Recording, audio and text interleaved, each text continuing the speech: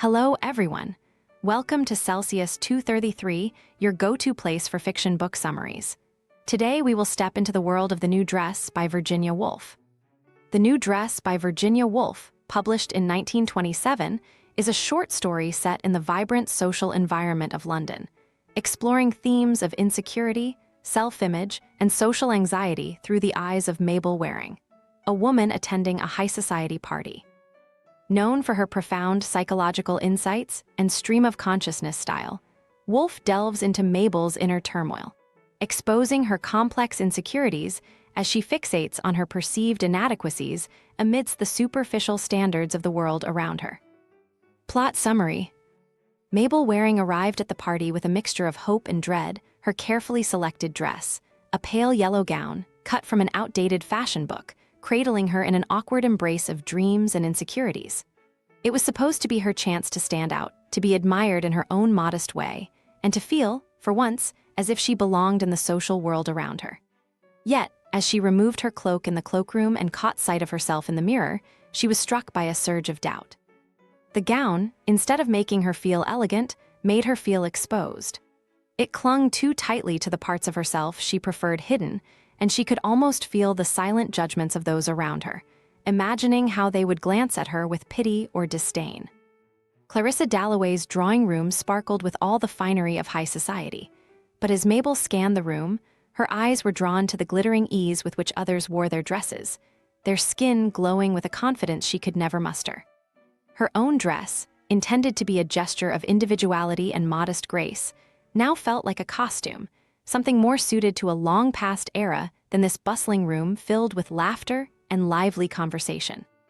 A pang of regret tightened her chest as she became keenly aware of her insignificance in the grand scene. She felt herself shrinking into her seat, a fly caught in a saucer, helpless and futile, trying to make sense of her place in this polished world. Rose Shaw, a fashionable guest whose elegant attire mirrored the expectations of the evening, passed by, casting a gaze upon Mabel that felt both mocking and dismissive. Mabel's heart sank. She longed for just a hint of approval, a momentary flicker of kindness, but instead felt the subtle sting of disapproval. She knew she wasn't fashionable. Fashion was beyond her reach, her upbringing too modest, her resources too limited. All she had to offer was her unique, albeit out-of-touch, attempt at originality, a style inspired by her mother's old Parisian fashion book, a vision she had believed would make her look poised and dignified. But this belief had been an illusion, as frail as the stitching on her dress. Memories began to surface as she sat there, reflecting on the quiet triumphs and hidden shames of her life. She remembered Miss Milan's workroom, where the dress had come to life, a room filled with the scent of fabric and the warmth of shared anticipation. Miss Milan had fitted the dress with painstaking care, and for a fleeting moment, Mabel had felt beautiful, as if she could be someone worth noticing. Standing in front of Miss Milan's mirror, she had felt the thrill of transformation, the possibility of stepping into a new self.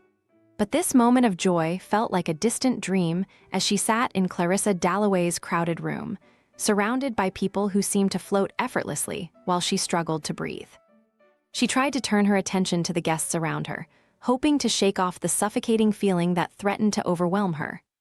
Charles Burt approached, and she saw in him another chance for connection, perhaps a kind word that could pull her from the depths of her doubt. But his remark, lighthearted yet dismissive, reduced her to a mere spectacle, a woman in a dress that did not suit her, a curiosity to be laughed at, not admired. Her cheeks burned as she tried to laugh along, but inside, she felt the sting of each word as if they were arrows piercing her fragile self-image. Around her, voices and laughter blended into a muted hum, each sound amplifying her isolation. She watched the other guests, young women in flowing gowns, men with easy smiles, and felt the chasm between herself and them widen. Her mind drifted back to her modest home, her small existence with Hubert and the children, where her days passed without fanfare or admiration. There, in the quiet of her own world, she found solace in small pleasures, in moments of calm by the seaside, the soft melody of waves breaking against the shore. These memories gave her comfort, a reminder that she was more than just her appearance, more than her awkwardness in a world that did not understand her. The night wore on, and Mabel found herself unable to escape the weight of her own thoughts. She felt a creeping resentment toward the others who, unlike her, did not seem to struggle with self-doubt. She envied their ease, their comfort, and the unspoken unity that seemed to bind them together while leaving her on the outside. She knew that this bitterness was not fair. It was a fault within herself, a weakness she could not shake. She longed to be like them, unburdened, self-assured, and beautiful in a way that required no validation. As her gaze drifted around the room, a new wave of determination began to stir within her. She told herself that she would change, that she would cast off the insecurities that weighed her down. Tomorrow, she would visit the London Library, find some book that would inspire her, fill her with courage and strength. Perhaps she would read about lives different from her own, stories of resilience and transformation. She would seek out something new, a lecture, perhaps, or a gathering of minds who cared for more than appearances. In her mind, she envisioned herself donning a uniform, taking on a role of importance, a life that would lift her above the confines of self-doubt and into a place of purpose. With this vision fresh in her mind, she rose from the blue sofa and glanced into the mirror one last time. She saw not the flawed, inadequate woman she had feared, but a new version of herself, a woman preparing to leave the past behind. She waved to Charles and Rose, her final gesture to show she could stand on her own. She walked over to Clarissa, exchanged her farewells, and made her way to the door. The gown, the voices, the weight of the evening, all faded as she stepped out, her resolve carrying her forward. Wrapped in her old, worn cloak, she left the party and stepped into the quiet, night air, where her heart beat with the tentative hope of something new. That's it for now, but don't stop here. Virginia Woolf has more stories waiting for you.